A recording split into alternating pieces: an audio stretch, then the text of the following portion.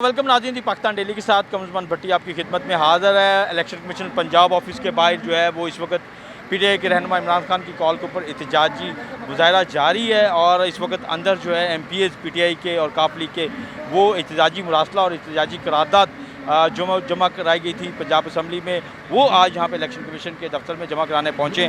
तो तंजीला इमरान साहब वहाँ से मौजूद है। तंजीला साहब, अब इलेक्शन कमीशन के खिलाफ आपका एहतजाज जारी है, तो क्या आप इस एहतजाज को किस लेवल पे लेके जाएंगे, क्योंकि आगे इलेक्शन भी है? देखिए, हम किसी इदारे के ख़िलाफ़ नहीं हैं। हमारी जो मुखालफत है असूलों की मुखालफत है। मैं समझती हूँ कि राजा सुल्तान सिकंदर एक बाइस्ड आदमी है।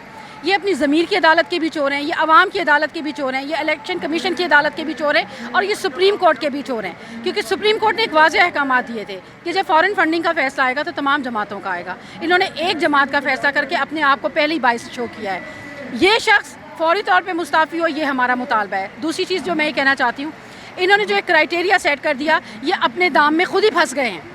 क्योंकि जो चीज़ आपने रिटर्न में फ़ैसला दी है, हम तो उसका क्राइटेरिया कहीं ना कहीं से मीट कर जाएंगे, लेकिन क्या नवाज शरीफ उसामा बिन लादेन वाली फंडिंग का जवाब दे पाएगा?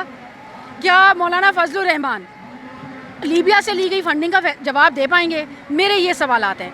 मैं सिर्फ़ और सिर्फ ये कहना चाहती हूँ कि अगर इस किस्म की कोई भी हरकत ये कठपुतलियाँ बनकर अपने ज़मीरों को बेचकर इन्होंने की कि इमरान खान को नाअहल कराने की कोशिश की, तो मुल्क में लगी हुई आग को ये काबू नहीं कर पाएंगे। मुल्क में एक बड़ी कह सकते हैं एक शदीद बेचैनी की सूरत पैदा होगी और ये हुक्मरान क़यादत पे इसको काबू में नहीं रख सकते।